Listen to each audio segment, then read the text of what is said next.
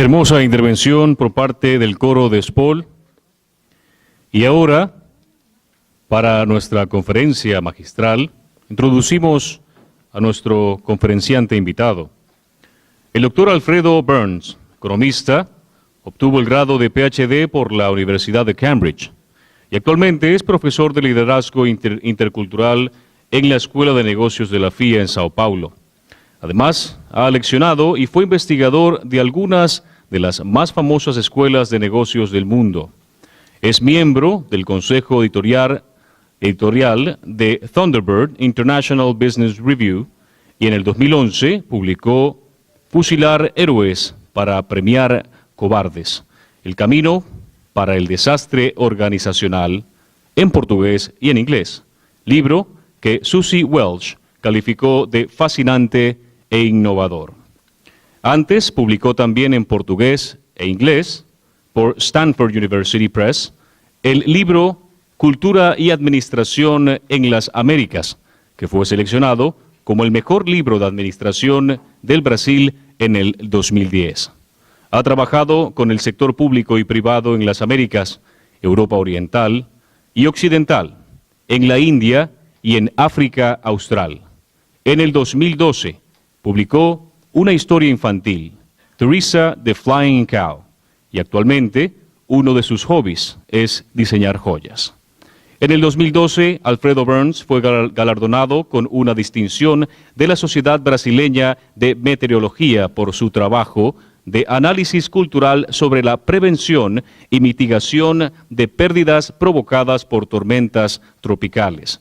Además, recibió diversos premios internacionales, como el McNamara del Banco Mundial, Hewlett por la Universidad de Princeton, Banco Boavista, premio del Banco, y el Jean Monnet por la Comunidad Universitaria Europea.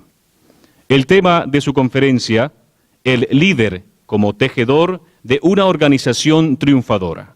Damas y caballeros, el doctor Alfredo Burns.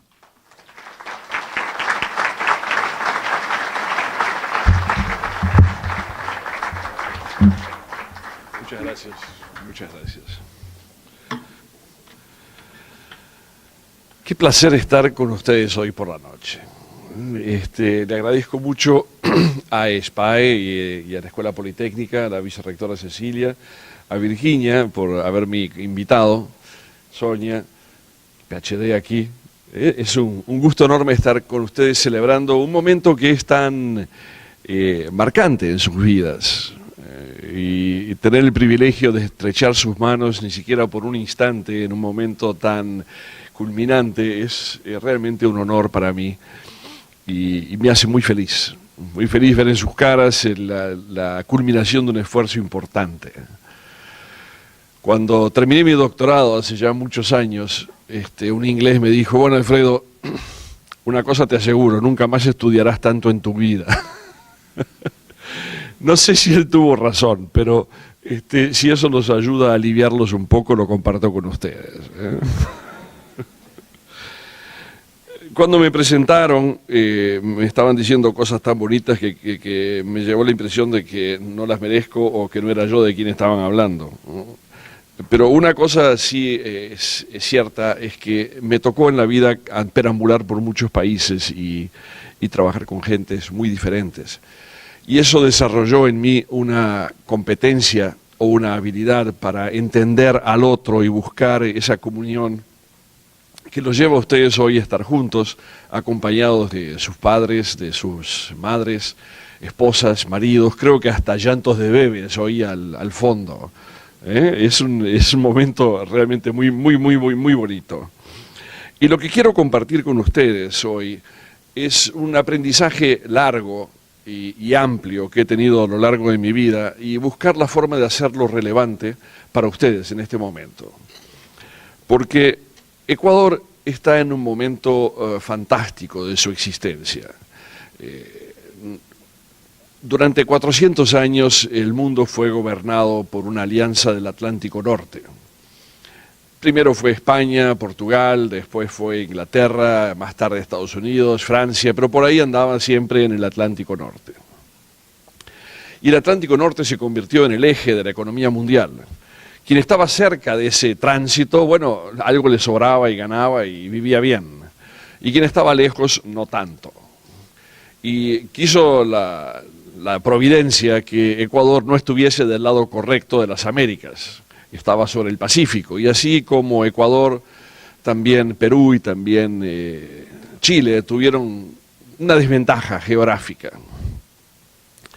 Pero ahora, a medida que el centro gravitacional de la actividad económica se transfiere hacia China, India y aquel eje asiático, el Pacífico comienza a tornarse el lugar donde hay que estar. Y países que antes se beneficiaban por estar cerca del Atlántico Norte, como Brasil y Argentina y hasta cierto punto Venezuela, perderán parte de su atractivo. Y quien lo ganará serán ustedes. Entonces, en ese sentido, creo que ustedes están viviendo en un momento histórico y muy particular, y para aprovecharlo realmente tienen que desarrollar competencias que posiblemente estaban adormecidas durante siglos porque no las necesitaban aislados. En cambio ahora, desarrollar la habilidad de entrar en contacto con otras culturas, entender otras personas para hacer negocios mejores o más rápidamente, es fundamental. Y para eso entender quiénes son, no solamente ustedes, sino los otros, ayuda, claro, viajar, pero leer la literatura de los otros es fundamental, porque es en la literatura de los pueblos que nosotros encontramos el espejo de esas sociedades. Ustedes han aprendido negocios y saben que un libro no se publica porque la persona quería, sino porque hay un consejo editorial que dice, bueno, esto vale la pena. Y a veces le invocan, a veces no, pero cuando el libro alcanza una repercusión importante, especialmente en las novelas, es porque esa literatura le habla al corazón de un pueblo. La gente se siente identificada con lo que esa novela dice y así se va tornando un libro importante al punto que las sociedades lo tornan literatura obligatoria en las escuelas y con eso refuerzan la capacidad de esa novela gestar, forjar una población, una cultura nacional. Y cada país tiene 3, 4, 5 autores que los reflejan. Y entender la literatura de esos países es fundamental para poder saber por qué son como son. Y puede ser que no consigan viajar para todos los países, pero si leen esos autores, entenderán qué es lo que hace que esa sociedad se mueva, qué es lo que los motiva. Y entenderán que no todas las sociedades son iguales. Y que tal vez algunas técnicas administrativas no sean las más eficaces para suscitar en las personas el mismo grado de respuesta con la misma intensidad frente al mismo estímulo. Y en los últimos 100 años, la teoría administrativa y la práctica y los ejercicios de lo que se dice que funciona o no, es esencialmente una técnica americana. Otros países han contribuido, Francia, Rusia, etc., pero esencialmente los gestores son formados dentro de una ética norteamericana. Y no necesariamente somos todos americanos, o entendemos exactamente por qué es que nos hacen trabajar y nos damos bonos y dicen, bueno, haga esto y uno lo hace, no con tanta alegría a veces, pero terminamos haciéndolo. Pero muchas veces me he preguntado si no sería mejor que fuéramos tratados como ecuatorianos o brasileños o argentinos, en lugar de ser estimulados como si fuésemos americanos, porque no somos.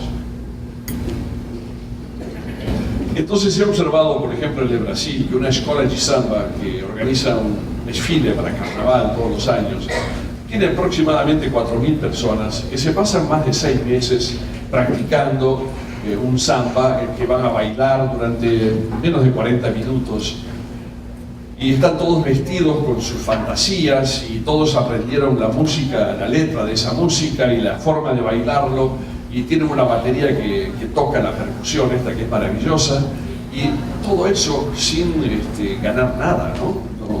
Nadie les paga por hacer eso y difícilmente tengan el privilegio que tienen ustedes de tener un grado de MBA. Y entonces uno tendría que preguntarse, bueno, ¿por qué lo hacen? ¿Por qué es que entregan un producto de calidad mundial, que es un espectáculo absolutamente universal, sin ganar nada, y lo entregan en el día y la hora estipulada? En cambio, esas mismas personas cuando están en sus trabajos, llegan tarde, se van temprano, piden licencia médica cuando no están enfermos, y sin embargo en una escuela de samba trabajan gratis y hasta enfermos. Es decir, algo está fallando en la forma como organizamos las empresas. Porque si la gente es capaz de ir a una escuela de samba para entregar un producto de calidad mundial sin ganar nada, y en la empresa no dedican el mismo esfuerzo, es que quien está equivocado somos nosotros, los administradores. No estamos consiguiendo gestar en el ambiente de trabajo un grado de entrega como el que consigue una escuela de samba. Y la preocupación nuestra debería saber dónde es que nosotros estamos fallando, porque hemos aprendido mucho en las escuelas de negocios y nos enseñan lo mejor que pueden. Y sin embargo, por reflexiones como esta, nos damos cuenta que todavía el camino a recorrer es grande. Y eso espero que les ayude a sensibilizarnos, porque no serán buenos administradores eficaces, si no llevan en cuenta las expectativas de la gente que tienen que dirigir. Esas expectativas no son iguales para todos, aún dentro de un mismo país, aún cuando sean ecuatorianos. Bastaba para mí un instante estrechar sus manos, mirarlos en los ojos ahora hace minutos atrás, para entender la gran diferencia de personalidades que hay en una sociedad. La forma de caminar simplemente hasta este lugar, de saludar a la gente, de mirarlos o de no mirarlos, el instante en que dejan de ejercer la fuerza de la mano para decir, bueno, nuestra presentación terminó. Todos esos son indicadores de una personalidad. Y todos son diferentes. Y es algo que tal vez ustedes no se han dado cuenta en ese momento, pero yo estreché la mano de unos 100. Y simplemente en ese instante de contacto, en esa oportunidad maravillosa que nos da Dios de estar juntos en 30 segundos, cada uno de nosotros expresa lo que quisiera en la vida. Y así será con sus propios subordinados cuando tengan que dirigir equipos y extraer de ellos algo que no solamente sea bueno para la corporación en la cual trabajan, para ustedes como jefes, sino también para ellos. Porque volviendo al caso de un gran carnavalesco, que es un hombre humilde, que dirige una escuela de samba, 4.000 personas, francamente no todos ustedes tendrán la oportunidad de dirigir empresas de 4.000 personas. Y sin embargo este hombre consigue ponerlos a todos en la calle, día a la hora combinada, todos organizaditos, para entregar una fiesta. Y cuando entonces unos administradores que lo invitaron a la conferencia y le preguntaron, dígame, ¿cómo lo hace usted? Dice, yo solo dejo que se realicen. ¿Se dan cuenta cuánta sabiduría hay en esa frase? Es decir, él consigue darles una oportunidad para que cada uno de ellos individualmente se realice. En ese momento ese individuo es estrella y puede tener, como tienen ustedes al fondo de esta sala, a sus padres, a sus hijos, o creen que los están mirando, pero en ese momento ellos son, cada uno de ellos, una persona. Una persona que fue llamada a desempeñar, a dar lo mejor de sí y se siente satisfecho con entregarte ese producto del trabajo. Como este maravilloso coro dirigido por el maestro Pons aquí. Cada uno de ellos está en ese momento realizándose, haciendo lo que le gusta. No creo que les paguen. Y si les paguen tal vez no sea mucho, ¿no? Pero están ahí, en ese momento que nos traen acá para mostrarse y decir, bueno, este es el fruto de mi trabajo y de mi esfuerzo. Ese es un momento de gloria. Y si no aprendemos a reconocer que cada uno de nosotros quiere un momento de gloria, ni que sea un instante, no conseguiremos entusiasmarlo para que trabaje. Y sin entusiasmo, sin pasión, francamente nadie llega a ninguna parte. Especialmente nuestras sociedades herederas de España, porque España es un país fantástico, ¿no? Es decir, lo que nos ha pasado aquí en América Latina es que, bueno, tuvimos que guerrear para independizarnos, entonces nos quedamos con mucha sangre en el ojo, ¿no? Y hay hasta insultos en los himnos nacionales a los españoles. Algunos lo han suavizado un poco y han sacado los insultos, pero sencillamente queda una actitud de nos lo sacamos de arriba. Y esto vale la pena que pensemos de nuevo, porque quierámoslo o no, somos herederos de España. En nuestra forma de ser, en nuestras pasiones, en nuestras reacciones. Y no de España, del hoy rey o del hoy ministro, sino de una forma de ser. Esa forma de ser se caracteriza por predominar la pasión sobre la razón. No es malo eso. Los anglosajones nos han dicho que no tenemos que ser apasionados, pero nosotros no sabemos ser de otra forma. Y cuando nos quitan la pasión, cuando nos dicen que tenemos que dejar los sentimientos de fuera, no conseguimos ser quienes somos. Entonces vamos a aprender a comportarnos como nos gustaría que nos dejasen comportarnos. Sea en la escuela, como están ustedes ahora saliendo, sea en las empresas, sea en la forma como se relacionan con la gente en la vida. Sin pasión no somos nadie. Y esa pasión es la que nos lleva a realizar grandes obras. Porque estudiando la historia de Ecuador y estaba observando que este genial loco como Francisco de Orellana fundó una de las tantas veces que Guayaquil fue fundada, pero no llegaba a tener 30 años este tipo.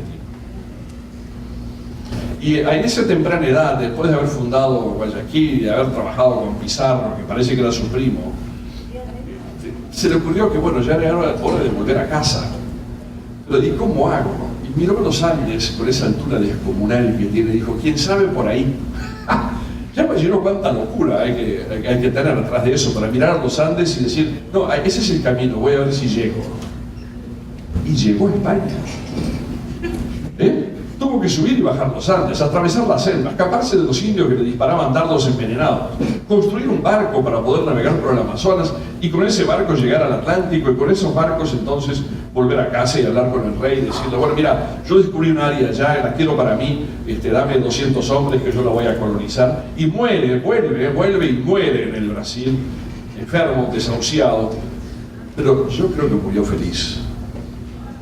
Yo creo que ese tipo vivió su vida. Puede haber sido más corta de lo que era necesario. Tal vez porque vivió con revoluciones muy altas y se gastó temprano.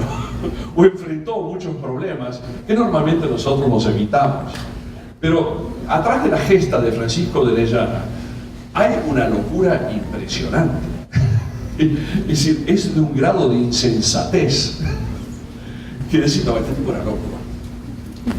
Pero, sin embargo, me gustaría que ustedes se coloquen ese tipo de desafíos. ¿Por qué no? ¿Por qué es que no tenemos que aprovechar el hecho de que ahora estamos más cerca de China, que es un país que crece entre 8% y 12% a veces? ¿Qué es lo que podemos venderles? China está lejos.